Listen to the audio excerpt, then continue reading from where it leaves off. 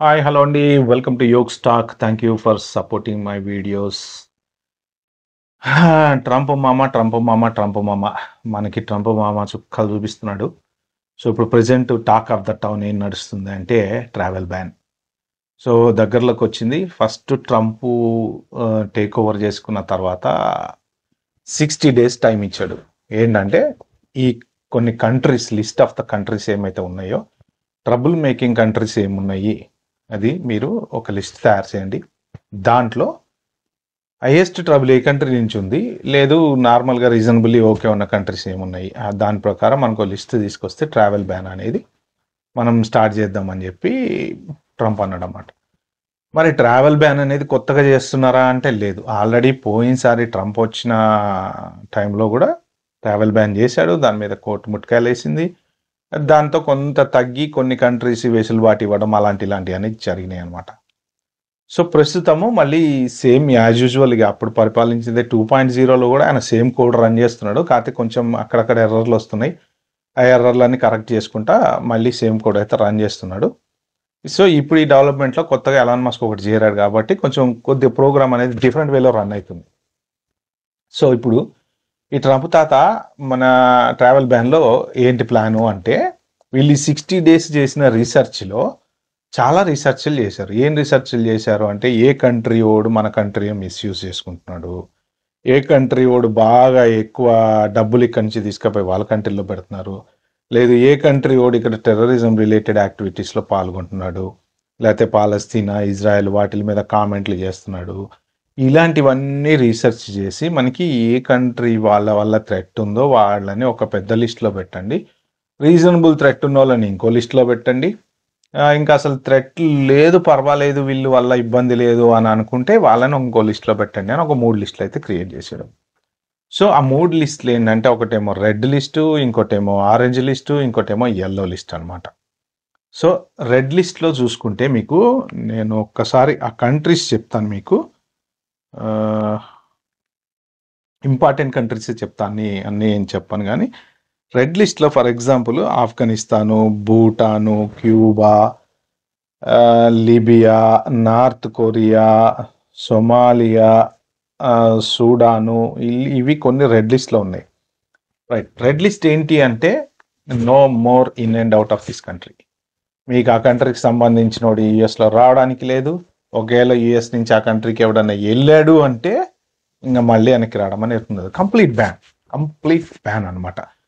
So ఇప్పుడు ఆ కంట్రీకి సంబంధించిన వాళ్ళు ఎంప్లాయీస్ కానీ లేకపోతే స్టూడెంట్లు కానీ లేకపోతే ఎవరైనా ప్రెసెంట్ ఇప్పుడు బ్యాన్ లేదు కాబట్టి వాళ్ళు ఇక్కడ ఉండే వాళ్ళు అయితే ఎవరైతే ఉన్నారో వాళ్ళు యునైటెడ్ స్టేట్స్లో ఉన్నంత వరకు నో ప్రాబ్లం. బట్ ఒకవేళ ఆ కంట్రీకి కనుక మళ్ళీ బ్యాక్ వెళ్ళారంటే ఇంకా అంతే ఖతం, they cannot come back. Even green card ఉన్నా రాలేడు, ఏది ఉన్నా రాలేడు. సో ఇక్కడ ఉన్నంత వరకు మాత్రం వాడు వీసా అప్లై చేసుకోవచ్చు, చదువుకోవచ్చు, జాబ్ చేసుకోవచ్చు.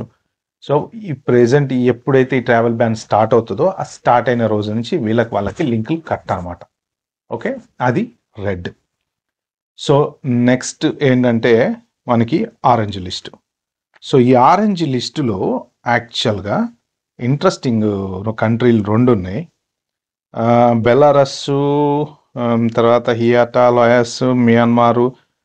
సో ఇంట్రెస్టింగ్ కంట్రీలు మనం చూసుకుంటే దీంట్లో ఉన్నాయి పాకిస్తాను, రష్యా తోటి మనోడు పొద్దున్న లేస్తే అన్నా ఏం సంగతి అన్నా చెప్పు, మన ఇద్దరం కలిసి ముచ్చట్లు పెట్టుకుందాం, చాయ్ తాగుదాం, కాఫీ తాగుదాం, ఎప్పుడన్నా వస్తే రా అన్న ఇట్లా మన ఇద్దరం పోయాడ బర్గర్ తిందాం అన్నట్టు మంచి దోస్తుగా బాగా ఈ యుక్రెయిన్ వార్ గురించి ఫుల్ దోస్తాన్ చేస్తున్నారు. మరి రష్యాని ఎందుకు ఈ లిస్ట్లో పెట్టాడు అనేది క్లారిటీ లేదు. వాళ్ళు ఏమంటారంటే రష్యన్స్ ఈ కంట్రీని మిస్యూజ్ చేసుకుంటున్నారని. మరి గవర్నమెంట్కి బిహైండ్ ద సీన్ వాళ్ళకి ఏమన్నా ఉన్నాయా, ఒక్కొక్కసారి ఈ స్పై ప్రోగ్రాంలు అవి ఇవి బీభత్సంగా రన్ అవుతుంటే మనకు తెలియకుండా. మరి దానివల్ల ఏమన్నా అంటే మనకి పైకి తెలిసేది ఒకటండి, పైకి తెలియకుండా ఇంటర్నల్గా చాలా డిపార్ట్మెంట్ ఉంటాయి. సిఐఏ డిపార్ట్మెంట్స్, FBI, తర్వాత యూకే అయితేనేమో MI5, MI6 ఏవో రన్ అవుతా ఉంటాయి. అది మనం వేరే డిఫరెంట్ వీడియో చేసుకుందాం కానీ బట్ జనరల్ మీకు అర్థం అవటం కోసం చెప్తున్నా. ఇంటర్నేషనల్ స్పైలు ఉంటారు. తర్వాత ఒక్కళ్ళ కంట్రీ గురించి ఒక్కళ్ళ ఇన్ఫర్మేషన్ తెలుసుకొని వేరే కంట్రీకి పాస్ చేసే వాళ్ళు ఉంటారు. మనలోనే ఉంటాడు వాడు, మాకు తెలీదు. కొన్ని ఉంటూ ఉంటాయి అన్నమాట. ఇలాంటి వాటికి సంబంధించి ఏమన్నా ఉన్నాయా ఏంటి అనేది మనకైతే తెలీదు. బట్ నా ఎక్స్పెక్టేషన్ ఉండుండొచ్చేమో అందుకని అనుకుంటున్నా. హవెవర్ ఇంకా పాకిస్తాన్ ఏంటంటే మరి పాకిస్తాన్‌కి ఏంటి ప్రాబ్లము? ఎందుకు బ్యాన్ చేద్దాం అనుకుంటున్నారు? మరి వాళ్ళ రీజన్స్ ఏంటి అనేది క్లియర్‌గా తెలీదు. రీజన్స్ ప్రకారమే వీళ్ళు లిస్ట్ క్రియేట్ చేశారనమాట. అయితే ఏంటంటే ఇప్పుడు ఈ కంట్రీస్‌కి మీరు వీసాలు అప్లై చేసుకోవచ్చు, స్టూడెంట్ వీసాలు అప్లై చేసుకోవచ్చు, వర్క్ పర్మిట్లు అప్లై చేసుకోవచ్చు, అన్నీ అప్లై చేసుకోవచ్చు. కానీ రిజెక్ట్ చేస్తారు ఆబ్వియస్లీ. ఎందుకు రిజెక్ట్ చేసామో రీజన్ చెప్పాల్సిన అవసరం వాళ్ళకి లేదంటారు. ఒకవేళ మీరు అప్లై చేయడానికి అప్లై చేస్తే 6 నెలలు పట్టొచ్చు, 1 ఇయర్ పట్టొచ్చు, 2 ఇయర్స్ పట్టొచ్చు. అది రావచ్చు, రాకపోవచ్చు. 90% వీళ్ళ ఎయిమ్ ఏంటంటే ఇస్తాం మేము అంటారు. కానీ ఇస్తారు ఎవరు తెలియదు. సో వీళ్ళకున్న రూట్ అప్లై చేసుకోవడానికి ఛాన్స్ ఉంది.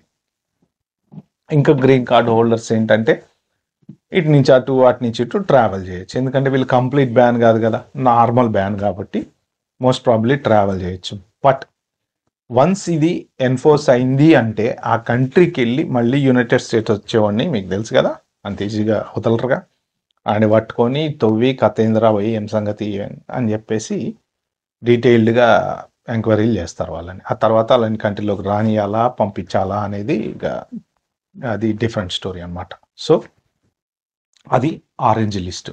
ఓకే, సో ఒకవేళ ఈ లిస్ట్ ఆరెంజ్ లిస్ట్లో ఉన్నదానికి కానీ రెడ్ లిస్ట్లో ఉన్నదాని కానీ మీరు ఎవరన్నా మనోళ్ళు వెళ్తే మాత్రం గ్రీన్ కార్డ్ హోల్డర్లో H1 వాళ్ళలో యూట్యూబ్ వీడియోలు చేయడానికో కంట్రీలు తిరుగుతా వీడియోలు చేసే వాళ్ళు ఉంటారు కదా, మీరు కనుక వెళ్తారంటే 1-2 సార్లు ఆలోచించుకోండి. ఎందుకంటే ఒకసారి ఆ కంట్రీలోకి వెళ్ళొచ్చినట్టు స్టాంప్ పడ్డదంటే మళ్ళీ ఎక్కడి నుంచి వస్తున్నావు అంటే నేను బ్యాన్ ఉన్న కంట్రీలోంచి వస్తున్నా అంటే మళ్ళీ ఇబ్బంది పడే ఛాన్స్ ఉంటుంది.